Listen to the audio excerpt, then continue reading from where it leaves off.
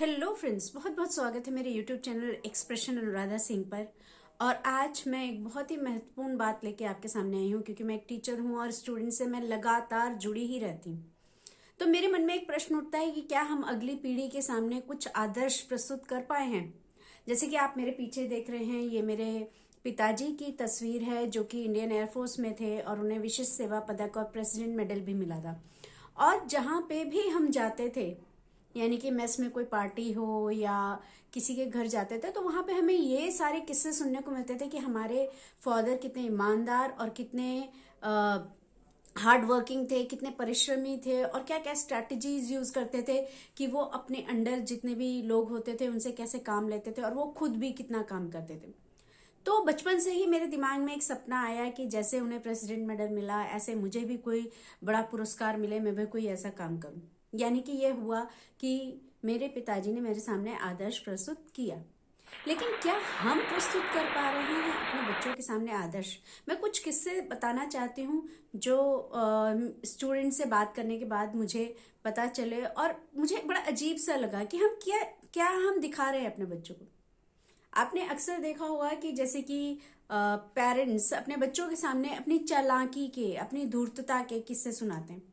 जैसे कि एक बच्चे ने मुझे बताया कि उसके पेरेंट्स जो हैं टैक्स बचाते हैं और वो उसे बता रहे थे कि वो सीए को 50% अमाउंट दे देते हैं टैक्स बचाने के लिए। मतलब कि मैंने उस बच्चे से पूछा कि तुम्हारे पेरेंट्स 100 रुपए गवर्नमेंट को टैक्स ना देकर 50 रुपए सीए को देना पसंद करते हैं, जो 100 रुपए बहुत सारे लोगों के काम आएंगे और सीए को अकेले मिलेगा।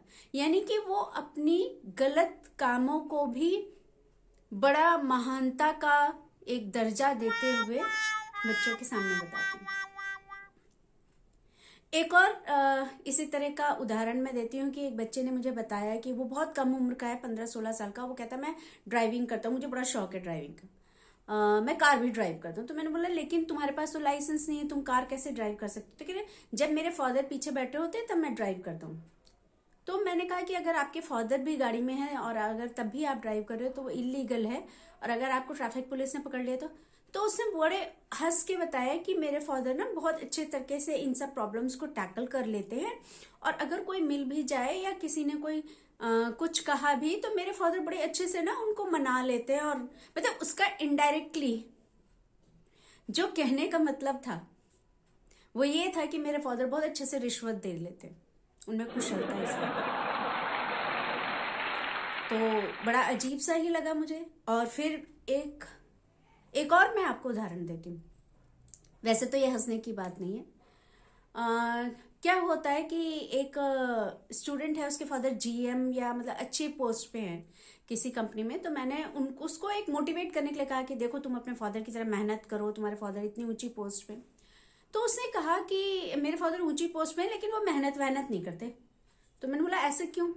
कह रहे क्योंकि उन्होंने मुझे बताया है कि वो सुबह जाते हैं, किसी भी 1 या 2 लोगों को बुलाते हैं अपने कैबिन में या सबके सामने, अच्छे से गालियां देते हैं। पूरे दिन जो है ऑफिस में एक डर का माहौल रहता है। और उसके फादर उसे हंस के बता रहे हैं कि शाम तक मेरे सारे काम इसलिए हो जाते हैं क्योंकि लोग अपनी इज्जत बचाने के लिए अपना काम समय पे कर देते हैं, क्योंकि उन्हें मालूम है मैं सरेआम सबको गाली देता हूँ। अब बताइए उस बच्चे के दिमाग में क्या प्रेरणा गई होगी? यानी कि बड़े होकर उसे भी यही करना है, इसका मतलब। ये तो पुरुषों की कहानी हुई, महिलाओं की भी कहानी है मेरे पास, क्योंकि महिलाएं भी किसी से कम नहीं है आजकल। एक छोटे से बच्चे ने अपनी क्लास टीचर को ये स्टोरी सुनाई कि कल मेरी मदर का खाना बनाने का मन नहीं था और फादर जिद कर रहे थे कि खाना बनाओ खाना बनाओ। तो मेरे मदर ने क्या किया कि खाना ऑनलाइन ऑर्डर कर लिया, और सिर्फ अपने लिए और अपने बच्चे के लिए ऑर्डर किया, फादर के लिए नहीं ऑर्डर किया। तो उसकी टीचर ने पूछा कि फिर आपके फादर ने क्या खाया? कह रहे कुछ नहीं खाया, मेरी मदर ने उन्हें पूछा भी नहीं खाने के लिए। तो उन्होंने कहा कि फिर तुम्हें बुरा नहीं लगा कि तुम्हारे फादर ने नहीं खाया? कह रहे नहीं, मेरी मदर ने कहा तुम उनकी चिंता मत करो, तुम खाना खाओ, तुम सो जाओ, मैं भी खाना खाती हूँ, मैं भी सो जाती हूँ, जिसको जैसी मर्जी हो जो करे, और मैं किसी की गुलाम नहीं। चलिए कोई बात नहीं, मियाँ बीवी की लड़ाई हुई, लेकिन उस मदर ने अपने बच्चे के सामने क्या आदर्श प्रस्तुत किया। यानी कि हम बच्चों के सामने गलत व्यवहार करते हैं, हम बच्चों के सामने अनैतिक चीजों को बताते हैं कि हम ऐसे कर रहे थे, हमने ऐसे रिश्वत दी, हमने ऐसे रिश्वत ली, ठीक है। हम बच्चों के सामने बताते हैं कि हम कैसे टैक्स चोरी कर सकते हैं, हम बच्चों के सामने झूठ बोलते हैं। और एक बार तो ऐसा हुआ कि मैंने किसी पेरेंट्स को फोन किया, I was principal in a school, और मैंने फोन किया तो उन्होंने पहले फोन मेरा उठाया नहीं, और उसके बाद मैंने किसी और नंबर से किया तो उनके बेटे ने उठाया और कहा कि पापा जो है घर पे नहीं है, आप कौन बोल रहे हो? तो मैंने कहा मैं प्रिंसिपल ऑफ स्कूल बोल रही हूँ। तो उसे एकदम से बोला, पापा प्रिंसिपल मैम बोल रही, मतलब फादर वहीं थे। और फिर वो फादर फोन पे कह रहे, अरे मैं तो ना अवॉइड करता हूँ, लोगों के फोन आते हैं, इसलिए मैं बच्चे को ही बोल देता हूँ कि तुम बोल दो। लेकिन आपने क्या आदर्श प्रस्तुत किया? तो आप झूठ बोल रहे हैं, आप बच्चे के सामने गलत व्यवहार कर रहे हैं, आप बच्चों के सामने अनैतिक चीजों का डिस्कशन कर रहे हैं, आप बच्चों के सामने एक महानता दिखा रहे हैं इन सब चीजों की, मतलब गलत चीजों को एक महानता के रूप में स्थापित कर रहे हैं। और फिर आप उम्मीद करते हैं कि आपका बच्चा पूरी मॉरल वैल्यूज निभाए, वो अच्छे से काम करे, वो हार्डवर्क करे, और वो अच्छे से अपनी मंजिलों को पाए, और वो आपके साथ अच्छा व्यवहार करे। तो मेरा सबसे बड़ा क्वेश्चन मार्क आज की डेट का यही है कि जो जो चीजें हम नहीं कर सकते, हम अपने बच्चों से क्यों एक्सपेक्ट करते हैं, क्यों हम अगली जनरेशन से वो चीज एक्सपेक्ट करते हैं। और अगर हम उनसे अपेक्षा करते हैं कुछ अच्छी, तो कुछ अच्छे आदर्श हमें भी उनके सामने प्रस्तुत करने ही पड़ेंगे।